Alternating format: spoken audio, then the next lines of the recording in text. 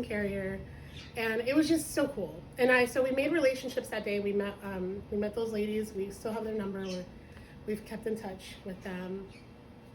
Pastor Troy, you're my witness, bro. I'm gonna tag you in this.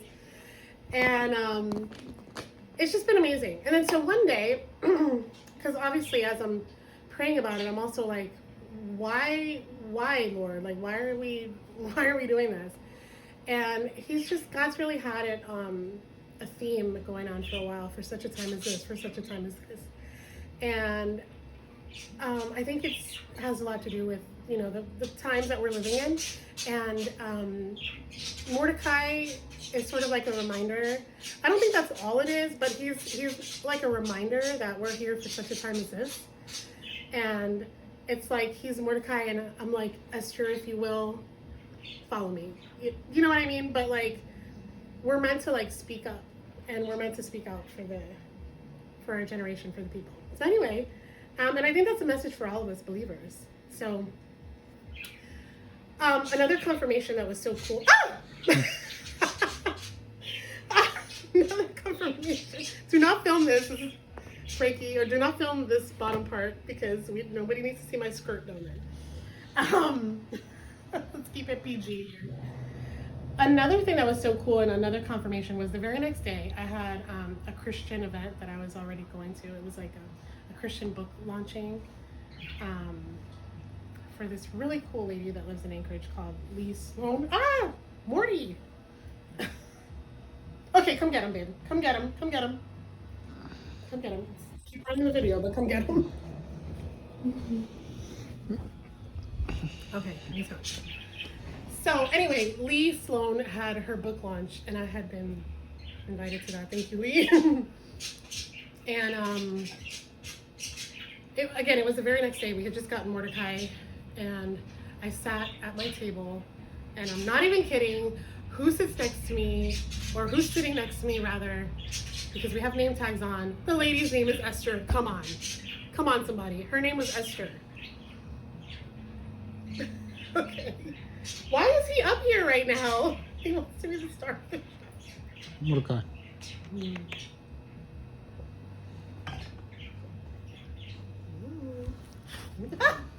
wants to play. It's a thing. Okay. Mordecai, stop. Okay.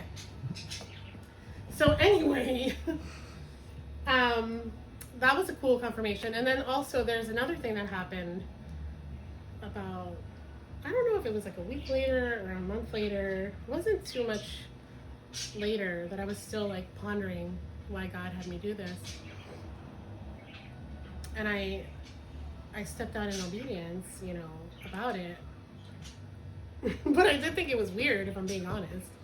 So I guess I want to encourage you guys that if he's calling you to do something, and even though it seems a little weird, go for it. Just walk in obedience about it. My goodness, he is being something today. Okay, you guys, can you play over there? I'm in a video. So,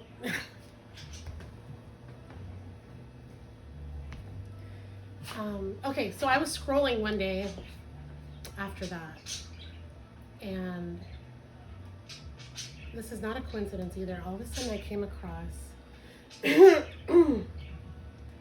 this event that's supposed to be happening in October in Washington, D.C. Hold on, I posted about it, so I'm trying to find it. It's called A Million Women, and it's going to be in Washington, D.C.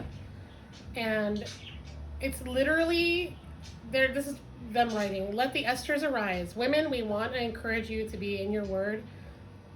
Read about the life of Esther, and to be fasting and praying and contending for your families. Come and be with us October 12th. We need you. The Lord is summoning 1 million women, Esthers, young and old, with their husbands and children, to descend upon the Washington, D.C. Mall on the Day of Atonement in a last stand." Oh my gosh, this cat! "In a last stand moment for America. We will pray, fast, and stand on October 12th, 2024. Will you join us?" And so what I had seen was like a video announcing this, and the pastor's name is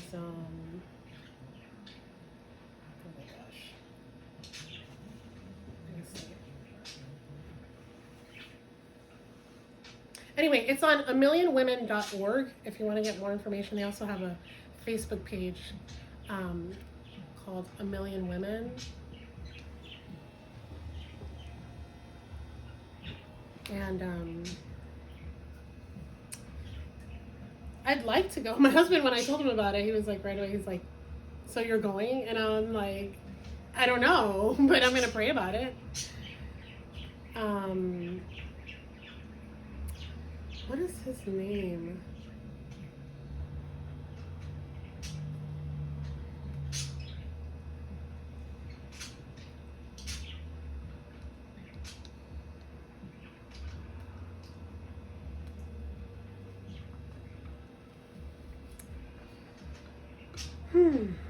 Sorry, guys. So,